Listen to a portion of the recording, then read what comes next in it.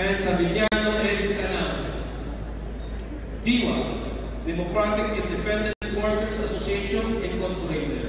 Emeline Antipay Villar. Gabriela Women's Party. Amy A. Jesus, Arlene D. Rosas. Kabataan, Sarah J. I. Elate. Kabayan, Kabalikat ng Mamamayan, H. Harry I. L. Rocky Jr. and Ron Isan. Kalina, Advocacy for Social Empowerment and Nation Building through Easy Poverty Incorporated. Abigail Faye Silverio Pascual. Kusum Tausi, Shirley Abubakar Khan. Elfie J.A. LPG Marketers Association Incorporated. RWT. Magdalo para sa Pilipino. Gary C. Alejandro. Manila Teachers Savings and Loan Association Incorporated.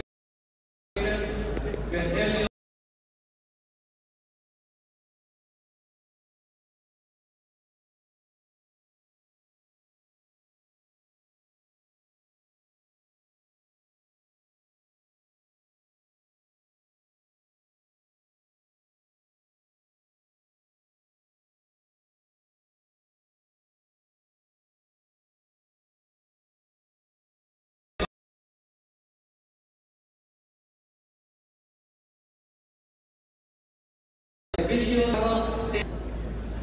Yakab, You Against Corruption and Poverty, Benhor B. Lopez Jr.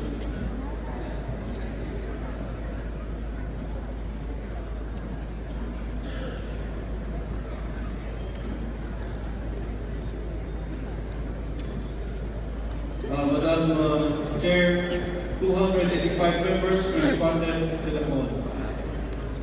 There being 285 members who responded to the poll, the Chair declares the presence of a quorum. To ensure orderly proceedings, the Chair designates the Honorable Rodolfo C. Farinas of the 1st District of Ilocos Norte as acting floor leader. Madam Presiding Officer, I move for the adoption of the rules of the House of the 16th Congress as the provisional rules of the House to govern its proceedings until the adoption of the rules of the House of the 17th Congress, with an amendment to the first sentence of Section 94, Rule 12, entitled Decorum and Debate, to read as follows.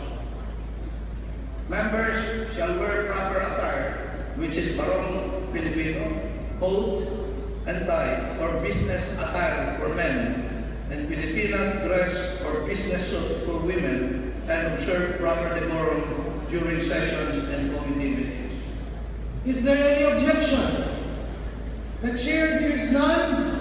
The rules of the 16th Congress of the House of Representatives in the 17th, the rules of the 16th Congress of the House of Representatives is hereby adopted as amended as the provisional rules of the House of Representatives in the 17th Congress.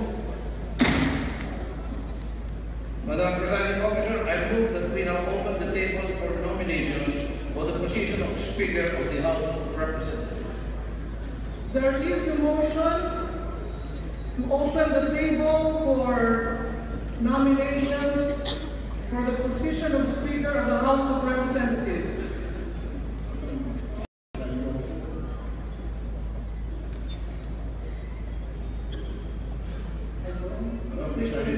Is there any objection? I'm not objecting, Madam Presiding Officer. I'd like to be allowed to ask some clarificatory questions before we elect our Speaker. If Victoria would answer, I would gladly appreciate it. Presiding Officer, there is a pending motion, so let us first proceed with the nomination, and after everybody's nominated, My question, Madam Presiding Officer, is Please request before we elect our speaker, the members are very clear on the rules to be followed on the election that we are just about to hold.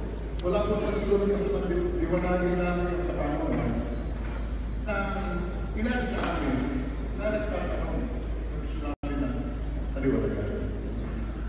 Definitely, Madam President, we will go into that in the proper time. But we are still in the process of opening the table for nomination. So when that is right for a question that will be answered, we assure the gentleman that before proceeding to the election, we will answer all the questions.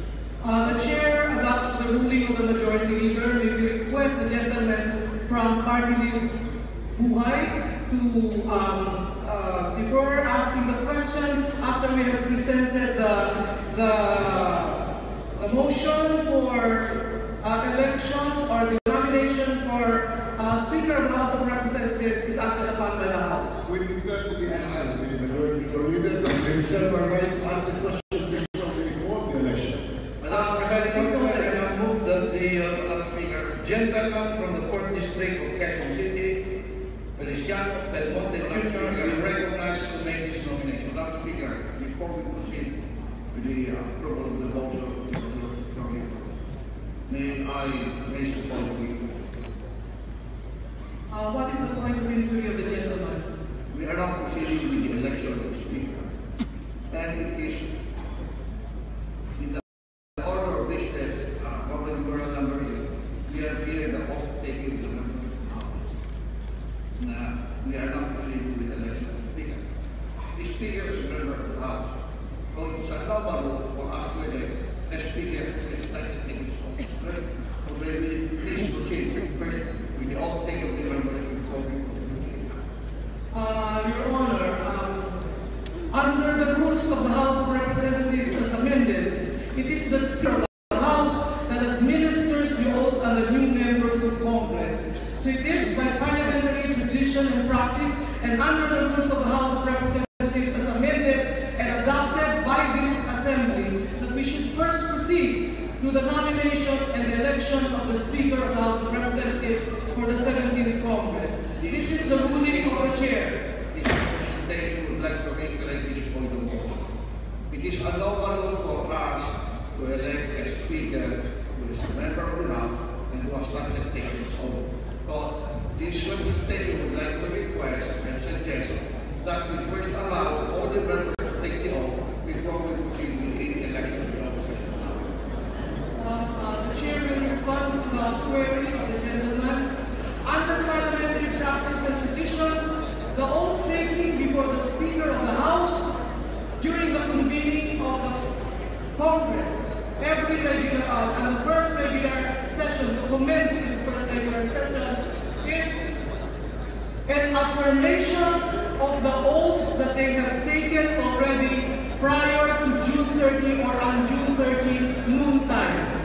This is affirmed in previous rulings of the Supreme Court, specifically in the case of the Honorable Velasco. The full title of the case escapes me now. However, there are three concurrent conditions in regard to considering a member of the House who was already to be recognized as a member of the House. The first one is a valid certificate of proclamation. The second one is the taking of an oath before any duly authorized officer. And the third one is their assumption into office without any question under a duly authorized body that will address such question on June 30 noontime. So these things have been brought together. We are on the point of order should be decided in favor of the conduct of the nominations and elections of the Speaker at this point in time. This representation would like to reiterate this point of order for the reason that there were special sessions. As the ruling, Madam Chair, the motion is We're setting aside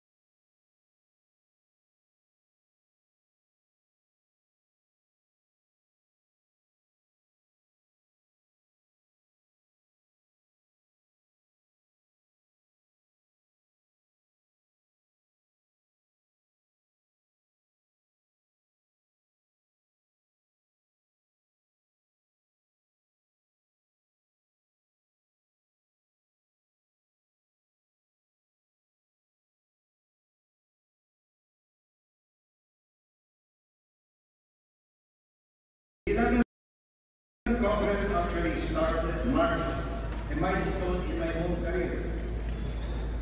Two would-be presidents of our republic, President Felipe Aquino III and President Rodrigo R. Duterte, voted for my speakership.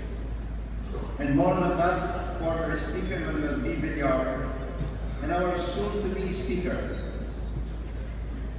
Honorable Pantaleon Bebot Alvarez, likewise registered their vote for me in 2021. As they gave me their unqualified support for my leadership 15 years ago, I stand here in this august chamber to declare my and the Liberal Party support for the speakership of Congressman Pantaleon Bebot Alvarez as Speaker of the 17th Congress. These are indeed exciting and interesting times in the history of our country. The Filipino people have overwhelmingly elected our first president from Mindanao and the first city mayor directly elected as president on a platform of change. We should grant our incoming speaker that same overwhelming mandate.